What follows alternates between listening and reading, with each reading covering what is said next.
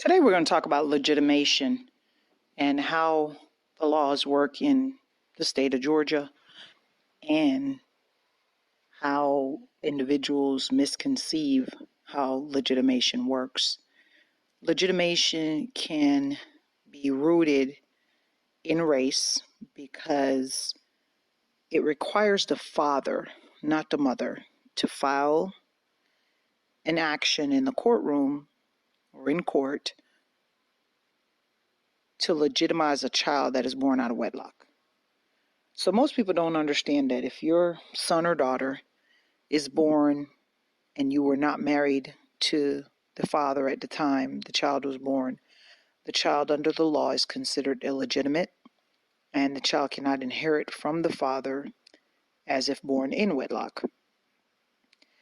And in order for the child to obtain legitimation rights, one of two things has to occur.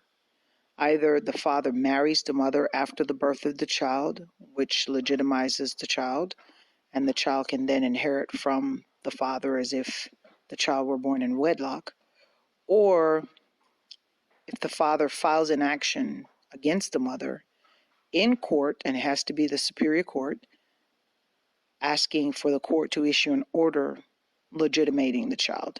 That means the court is going to question the issue of DNA if the parties ask for that.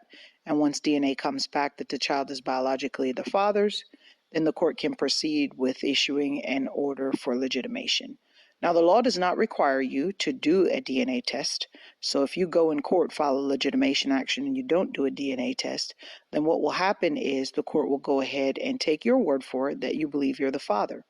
A lot of people get that confused because they think if I go forward with a legitimation because I think the child either has a crooked toe like mine or a crooked nose like mine, and then I find out years later that the child is not mine biologically because that way down the road we did a DNA test. You cannot now come back to court and ask a judge to give you all your child support back. And the reason you can't ask for your child support back is because when you had an opportunity to question paternity so that the court could do DNA testing of that minor child, you never did that. So it's a use it or lose it. There's a lot of rumors out there that people have about, oh, even if you're not the father, they'll make you pay child support. There are more facts to those allegations than just, I find out this child is not mine and the court still says I need to pay child support. What the court is charged with is the responsibility of doing what's in the best interest of the minor child. And if you've played dad for quite some time and you're the only father that child has known, judges will come back and say you were irresponsible, you played house, and now that you're mad at the mother, you no longer want to play the role of father.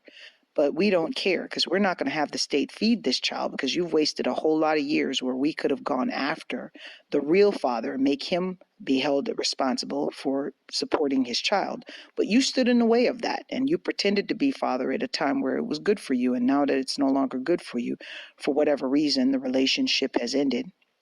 Then you turn around and want to say, okay, I'm not the father and now I don't want to be responsible financially for helping the mother exercise the care and maintenance or pay for the care and maintenance of the minor child. That's just not right. And judges will look at you and say, hey, sorry, you played the role long enough. And since you've played the role and it's best for the kid because we don't do what's best for you, we're going to go ahead and have you continue to pay child support. But if you get back to the issue of legitimation and you really want to find out the origins of how race can be connected to legitimation, it's an action that only the father can bring. And it is my opinion that that's tied to if I'm a slave owner and I start having children with slaves, I do not want the children that are birthed from the slave to be able to claim any of this land that I have or come after my estate and say I'm an heir of that estate. So I am of the opinion that that is rooted in slavery and racism, because what it does is it keeps a child who was born out of wedlock from being able to benefit financially from the assets owned by the father. Now, those laws are still on the books. And I venture to say because wealthy people are still having children out of wedlock. If you think about Arnold Schwarzenegger, who had a child with the maid who did services at his home, that child has to be legitimated because that child was born out of wedlock. And if he chooses as a father not to go forward with any type of legitimation associated with that child, it makes it very difficult for that child, according to the law, to inherit any of his assets or any of his estate upon his death. So keep in mind that even if mom is no longer in the child's life, or you have physical custody of the child and you've played the role of father for years, mom can get up one day and come back and say, hey, guess what? That kid is mine. The kid was never legitimated, and you have to turn the child over. Look up the laws. Make sure you study them. Make sure you show yourself approved. And don't forget, in closing, if all you're getting, make sure you get understanding.